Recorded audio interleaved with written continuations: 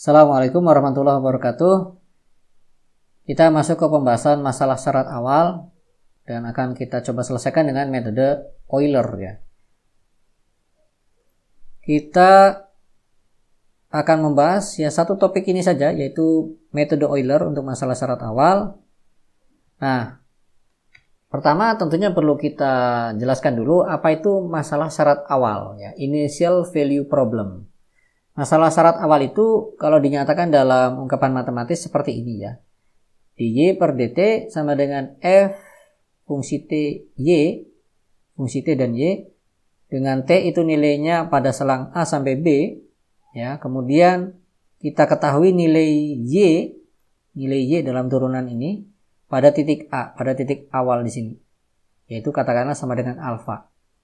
Nah, jadi fungsi y-nya ya tentunya tidak kita ketahui ya bentuk eksplisitnya, karena ini masalah gitu kan, sehingga tugas kita sebenarnya adalah mencari fungsi y. Tapi dalam hal ini kita bukan mencari fungsi y-nya, tapi kita mencari nilai-nilainya y pada titik-titik tertentu di dalam selang a sampai b ini ya.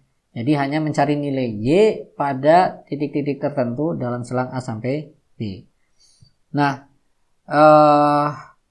nilai yang sudah diketahui adalah nilai y pada awal selang, yaitu pada t sama dengan a.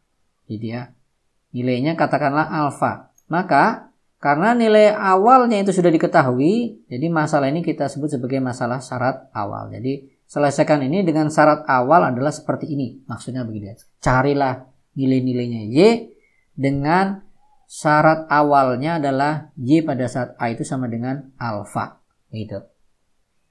Nah, jadi ditegaskan lagi ya di sini ya, kita tidak dalam rangka mencari bentuk y-nya seperti apa, y fungsi t itu seperti apa, enggak gitu ya. Tapi kita hanya mencari nilai-nilainya y, tapi tentunya itu juga hanya merupakan pendekatan ya, hanya pendekatan untuk nilai-nilainya y itu. Nah, namanya pendekatan ya tidak harus sama ya dengan nilai YT sesungguhnya gitu. Nah, kemudian dalam matematika itu, atau mungkin dalam banyak masalah juga ya, dalam banyak hal itu, permasalahan itu belum tentu setiap permasalahan punya solusi, punya penyelesaian ya, belum tentu. Jadi kadang-kadang orang ketika mengerjakan suatu soal gitu, asumsinya adalah soal ini harus ada jawabannya itu. Nah, tapi tidak harus seperti itu gitu ya. Kenapa? Karena bisa jadi soalnya saja keliru ya. Contoh seperti ini misalkan ya, sin x sama dengan 2. Coba cari x agar sin x sama dengan 2. Bagaimana mungkin ada x yang bisa memenuhi persamaan ini, sementara sin x berapapun x-nya maksimal hanya 1, minimal hanya min 1. Jadi antara min 1 sampai 1. Kalau disuruh cari x harus sama dengan 2, ya jelas tidak ada. Nah, kalau saya buat soal seperti ini lalu Anda berasumsi kok namanya soal berarti harus ada jawabannya, Anda mungkin bingung. Lalu Anda jawab tidak ketemu Pak begitu. Tidak ketemu itu gara-gara saya nggak bisa menyelesaikan itu gitu. Bukan, memang soalnya yang tidak ada, atau soalnya yang tidak tepat, atau soalnya memang tidak punya penyelesaian gitu. Nah, jadi begitu juga untuk masalah syarat awal ini. Tidak harus setiap ungkapan masalah syarat awal berarti ada penyelesaian, belum tentu ya. Maka harus ada jaminan bahwa masalah syarat awal ini memang bisa ada penyelesaiannya. Dan juga lebih dari itu harus bisa ada pendekatan yang bisa kita hitung begitu loh. Nah, kalau masalah syarat awal tadi itu punya penyelesaian dan juga ada pendekatan untuk penyelesaian tadi, maka masalah syarat awal ini akan kita sebut sebagai masalah syarat awal yang well posed ya. Ini penerjemahannya saya masih coba cari maknanya apa ya, terjemahan dalam versi bahasa Indonesianya gitu. Tapi maknanya seperti itu ya, well posed itu ya. Jadi ada solusinya, solusi eksaknya dan atau solusi sesungguhnya, dan ada pendekatan yang bisa kita gunakan untuk mendekati solusi tadi gitu. Nah, tadi kan dikatakan tidak ada jaminan suatu permasalahan pasti ada solusinya gitu ya. Nah, bagaimana dengan masalah syarat awal? Nah, untuk masalah syarat awal akan terjamin dia itu well posed kalau terpenuhi teorema 1 ini ya, teorema T1 ini. Jadi andaikan D adalah himpunan ini, himpunan yang titik-titiknya adalah atau anggotanya adalah titik T, Y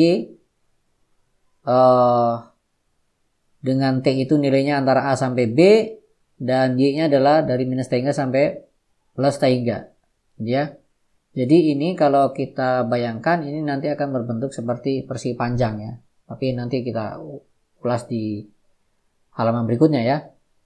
Andaikan D itu adalah himpunan yang isinya adalah titik-titik T, Y dengan T-nya dibatasi oleh ini dan Y-nya dibatasi oleh ini. Nah, kalau F ya itu kontinu dan memenuhi syarat Lifshitz ya, Lifshitz bacanya gimana ya? Pokoknya F kontinu dan memenuhi syarat Lifshitz. Syarat Lifshitznya itu dalam perubahan Y di D, maka masalah syarat awal yang bentuknya seperti ini ya, itu bersifat well posed. Ya, jadi kalau kita disodorkan masalah syarat awal lalu ditanya apakah ini well posed atau tidak, ya coba cek pertama F-nya kontinu. Yang kedua memenuhi syarat Lifshitz enggak gitu. Ya. Nah, pertanyaan berikutnya, oke, F kontinu bisa kita lihat dari bentuk F-nya. F-nya kan secara eksplisit muncul di sini, di sisi kanan ini ya. Di sisi kanan ini muncul F-nya. Tapi memenuhi syarat Lifshitz-nya atau enggak ya harus kita ketahui apa itu syarat Lifshitz kan gitu kan. Nah, syarat Lifshitz bagi fungsi F itu adalah seperti dalam definisi ini ya. Jadi fungsi F dikatakan memenuhi syarat Lifshitz dalam peubah T di himpunan D kalau ada tetapan L positif sedemikian rupa sehingga berlaku ini ya, nilai mutlak Ft, Y1 min Ft, Y2. Ini nilai mutlak harusnya ya, saya perbaiki dulu. Ya. Nilai mutlak Ft1 min Ft2 itu kurang dari L tadi, tetapan L tadi dikalikan dengan nilai mutlak Y1 min Y2. Ini harus berlaku, kesamaan ini harus berlaku untuk setiap TY1, TY2 di dalam D. Ya, jadi harus berlaku untuk semua TY1, TY2 di dalam D. Nah, tetapan L ini disebut sebagai tetapan Lifshitz. Jadi, kita ulangi ya. Masalah syarat awal ini akan bersifat well posed kalau apa? Pertama, F-nya kontinu. Oke. Yang kedua, harus memenuhi syarat Lifshitz. Kapan dia memenuhi syarat Lifshitz? Kalau ada tetapan L sehingga kesamaan ini berlaku untuk semua atau untuk setiap TY1, TY2 di dalam D. Oke. Sekarang contoh ya, contoh. Misalkan kita dihadapkan pada masalah syarat awal seperti ini, dy per dt sama dengan y minus t kuadrat plus 1. T-nya dari 0 sampai 2, terus syarat awalnya adalah y0 sama dengan 0,5. Tentukan apakah masalah syarat awal ini memenuhi syarat Lifshitz atau tidak. Jadi ya. Nah, maka FTY-nya adalah yang ini ya, yaitu y min t kuadrat plus 1. Dan D-nya adalah himpunan yang berisikan titik-titik T, Y dengan T-nya adalah 0 sampai 2, Y-nya ya kita ambil saja dari minus T hingga sampai T hingga. Kemudian kita bentuk ungkapan berikut ya. Jadi kita ambil nilai mutlak dari FTY1 min FTY2. Lalu kita tulis di sini kurang dari sama dengan L kalikan Y1 min Y2. Kita akan proses apakah kesamaan ini tetap bisa dipertahankan atau tidak ke bawah gitu ya. Yang kiri dulu kita perhatikan ya. Kalau yang kanan nanti tetap terus begini. Yang kiri. FTY1 berarti adalah Y1 di min T kuadrat plus 1. Dikurangi dengan, dikurangi. Lalu FTY2 berarti adalah Y2 min T kuadrat plus 1. Ini semuanya di dalam tanda mutlak. Kalau ini kita selesaikan, maka di sini ada Y1 min Y2.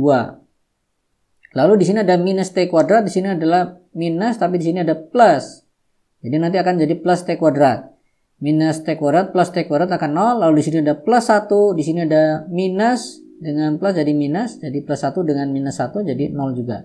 Berarti yang tersisa hanyalah Y1 min Y2 diambil nilai mutlaknya. Yang sisi kanan tetap, tidak kita rubah-rubah. Maka kita dapatkan bentuk ketaksamaan akhirnya seperti ini. Nah, apakah ketaksamaan ini bisa dipertanggungjawabkan? Dalam artian berarti ada L yang memenuhi ketaksamaan ini? Ya tentunya ada kalau kita lihat dari bentuk ini ya. L-nya 1 bisa. Tapi kalau kurang dari 1 jelas nggak bisa ya. 1 bisa, 1,2 bisa, 1,3 bisa, 2 bisa, 100 bisa, L sama dengan 1000 pun bisa, pokoknya asal lebih besar atau sama dengan 1. Maka ketaksamaan ini tetap berlaku. Dan ini berlaku untuk semua TY1 dan TY2 di dalam D ya, gitu. Kalau L-nya itu paling kecil adalah 1. Oke? Nah, berarti dalam hal ini kita punya L yang lebih besar dari 0, contohnya adalah L-nya sama dengan 1, yang membuat ini atau membuat berlakunya ketaksamaan ini nih, ya. Membuat berlakunya ketaksamaan ini. Berarti syarat awal ini, masalah syarat awal ini memenuhi syarat Lifshitz. Lalu tetapan Lifshitz-nya mana? Ya, contohnya adalah 1. Jadi tidak satu macam nilai saja, tidak hanya L sama dengan 1, tapi bisa lebih besar dari 1 pun bisa, gitu ya. Perlu dicatat di sini ya, tetapan Lifshitz itu tidak tunggal, gitu ya. Oke. Ini contoh bagaimana kita menerapkan definisi dari syarat Lifshitz ini ya. Definisi dari syarat Lifshitz ini sehingga kita bisa mengatakan bahwa masalah syarat awal ini memenuhi syarat Lifshitz. Kalau dia memenuhi syarat Lifshitz berarti dia well posed, gitu ya. Kemudian masalah yang muncul kalau kita mencoba mengetahui apakah masalah syarat awal ini memenuhi syarat Lifshitz atau tidak. Kalau kita gunakan definisi ini. Salah satu kesulitannya apa? Perhatikan di sini ya. Harus berlaku ketaksamaan ini untuk setiap. Nah, masalahnya di sini ya, untuk setiap TY1, TY2 di dalam D. Ini kadang-kadang jadi masalah. Kalau untuk setiap itu kadang-kadang kita akan dihadapkan pada ada TY1, TY2 tertentu atau pada bagian tertentu di dalam D yang tidak, atau yang perlu kita hitung secara khusus misalkan begitu. Karena kata khususnya di sini ada untuk setiap, gitu. Itu jadi masalah. Jadi kesulitan tersendiri ya. Nah, tapi ini ada pertolongan. Pertama kita perhatikan dulu D yang dalam masalah syarat awal ini bentuknya tadi adalah seperti ini. Himpunan semua titik T, Y dengan T-nya ada di antara A sampai B, Y-nya dari minus T hingga sampai T hingga. Himpunan D ini ternyata tergolong himpunan yang konveks ya. Kalau bentuknya seperti ini dia adalah himpunan yang konveks. Nah, apa itu himpunan konveks? Himpunan konveks itu adalah suatu himpunan yang kalau sembarang dua titik di dalam himpunan itu kita tarik garis lurus, maka garis lurusnya tidak akan keluar dari himpunan tadi ya. Kita pakai ilustrasi ini ya. Misalkan ini kita tinjau himpunan yang ini nih. Kita ambil sembarang dua titik, misalkan ini dengan ini. Kalau kita tarik garis lurus, maka garis lurusnya akan tetap berada di dalam himpunan ini. Maka kalau kita ambil juga sembarang dua titik yang lain, misalkan di tepi sini sampai di tepi sini, kalau kita tarik garis lurus juga garis lurusnya tetap di dalam himpunan itu. Maka inilah contoh himpunan konveks. Lalu kalau yang tidak konveks kayak apa? Ini contohnya ya. Kalau kita tinjau titik di sini sama titik di sini, iya kita tarik garis lurusnya memang tetap di dalam himpunan ini.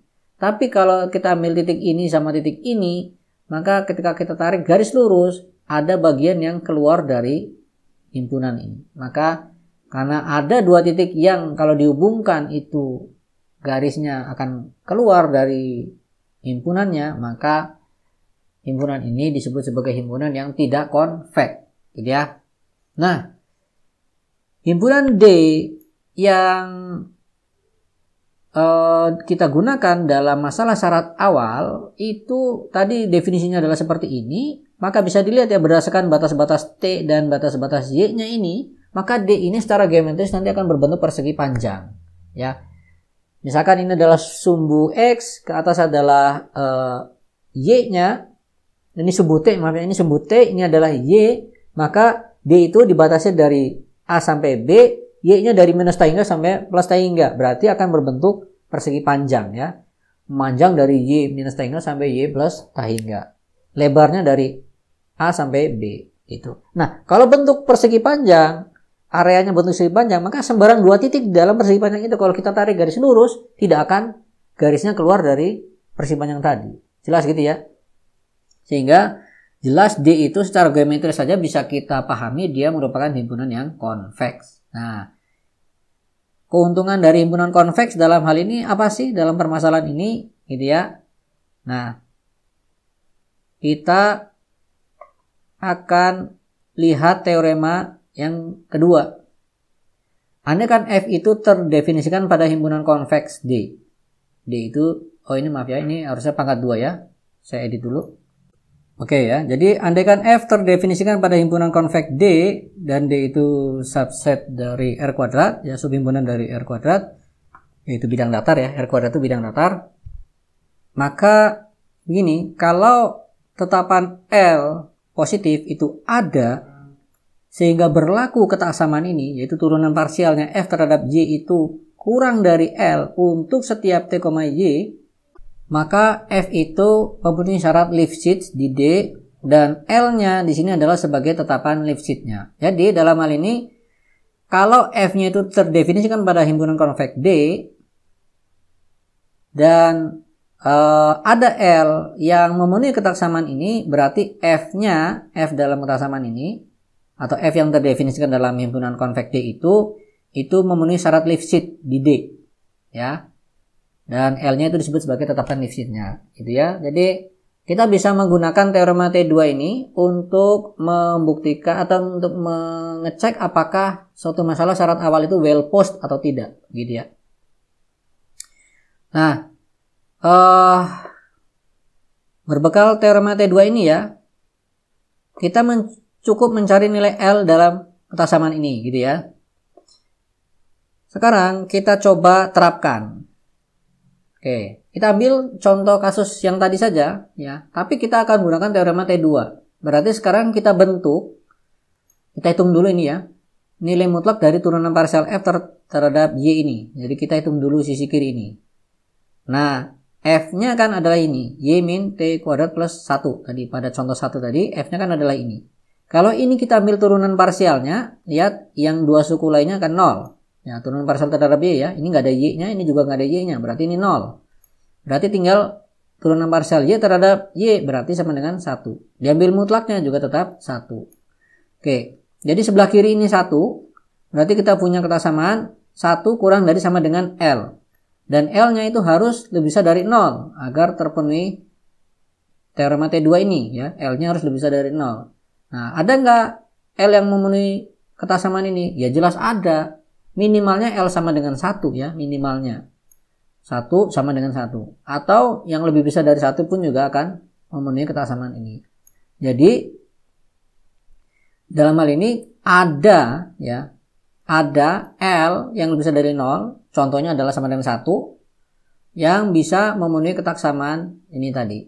Oke, sehingga berarti apa? Berarti si F ini itu adalah well posed, gitu ya.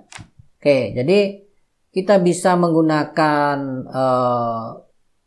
definisi dari syarat Lifshitz. Kemudian cara kedua kita bisa menggunakan teorema T2 ini. Nah, sekarang kita baru masuk ke masalah metodenya, metode numerisnya untuk menyelesaikan masalah syarat awal. Kalau tadi kita baru sekedar mengecek apakah dia bisa kita selesaikan apa enggak, bisa kita dekati secara numeris apa enggak, ya, well posed atau tidak. Nah, setelah kita bisa memastikan dia itu well posed, berarti sekarang tinggal kita selesaikan secara numeris. Metodenya adalah metode Euler, ya. Dan metode ini tergolong sebagai metode linear, ya. Caranya begini. Pertama, kita bagi selang dari A sampai B ini menjadi beberapa selang, beberapa subselang. Jadi kita ambil titik-titik dari A sampai B sejumlah katakanlah n plus 1. Dari mulai 0 sampai ke N. Titik ke 0 sampai titik ke N. Berarti kan N plus 1 tuh. Titik ke 0-nya adalah A. Nanti titik N plus 1-nya adalah, titik N-nya adalah yang B. Gitu ya. Nah, kemudian yang akan kita hasilkan dari metode Euler ini apa? Yaitu hanyalah pendekatan bagi nilai-nilai Y di titik-titik dari mulai T0 tadi sampai Tn, gitu ya. Kita hanya akan mencari pendekatan bagi nilai-nilai Y dari mulai YT0 sampai YTN. Oke.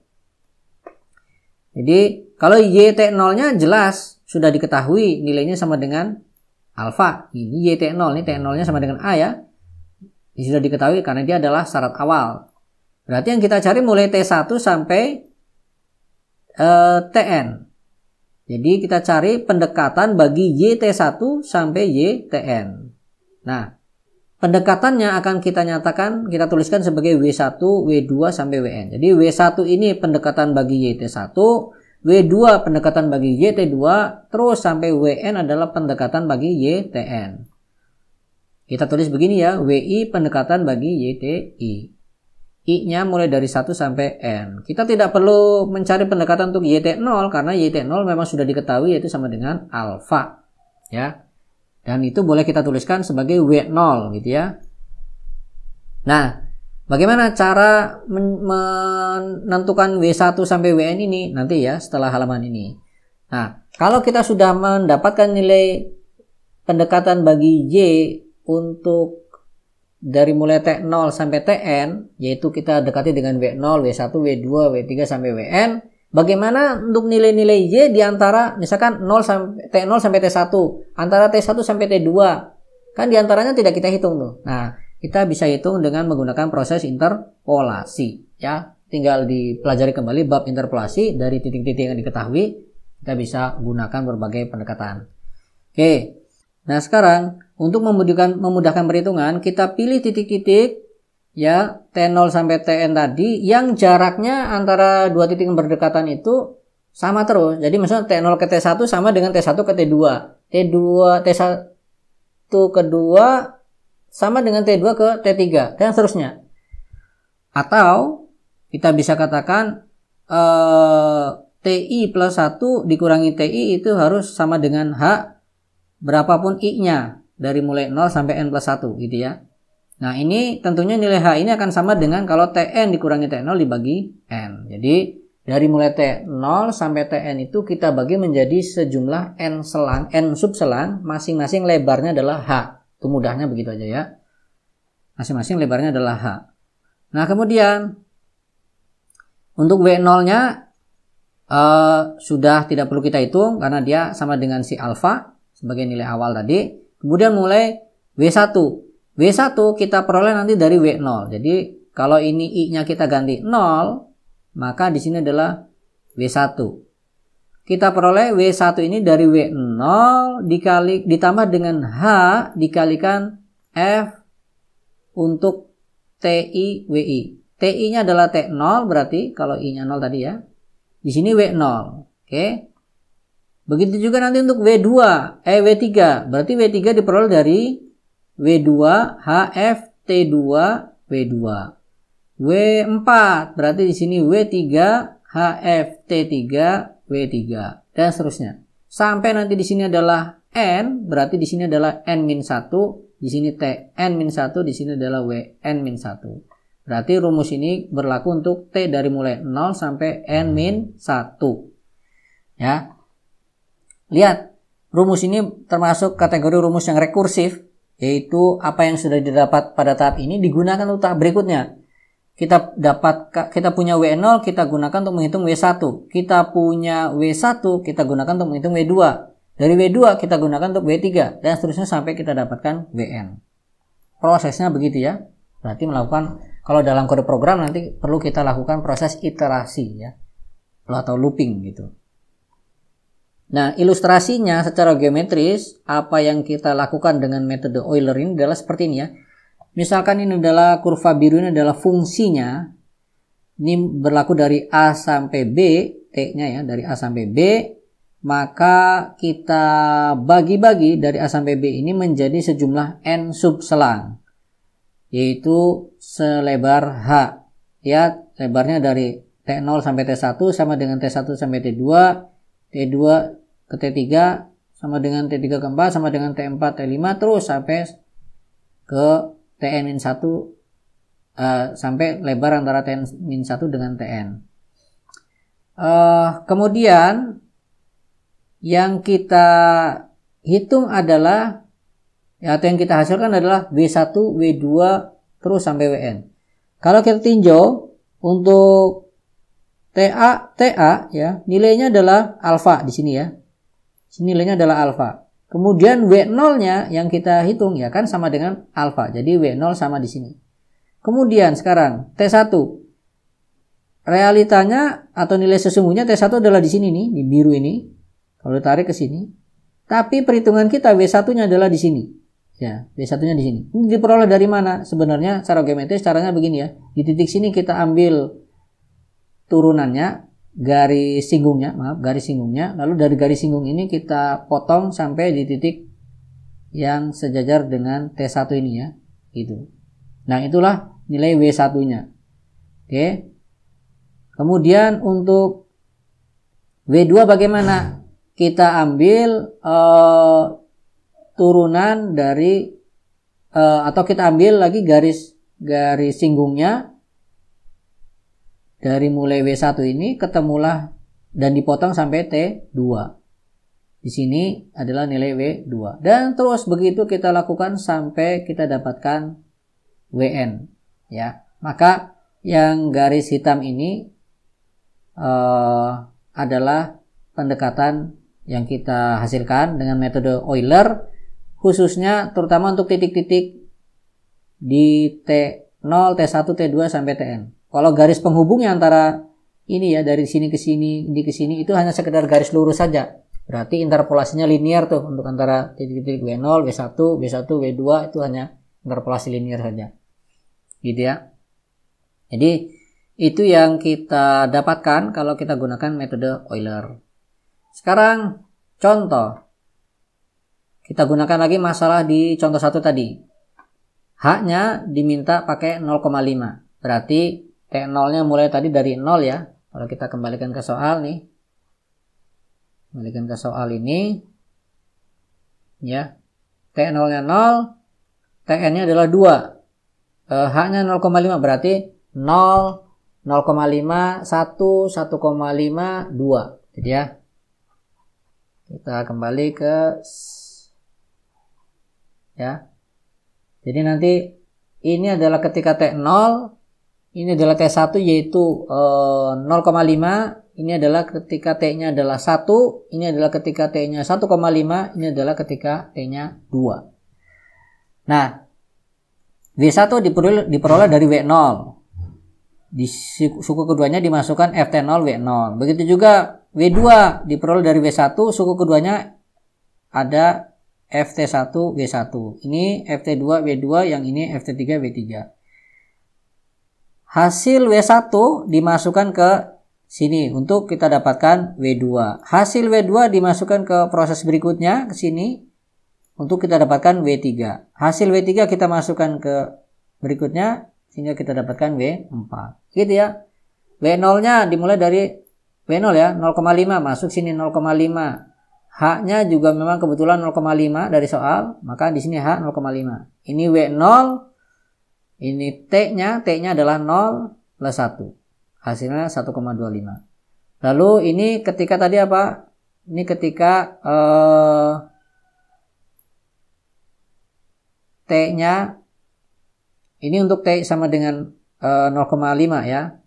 Kita gunakan T0. Ini untuk T1 kita gunakan di sini T0. T0-nya adalah 0. Lalu berikutnya ketika T2 kita gunakan T1. T1-nya berarti kalau tadinya 0 jadi 0,5.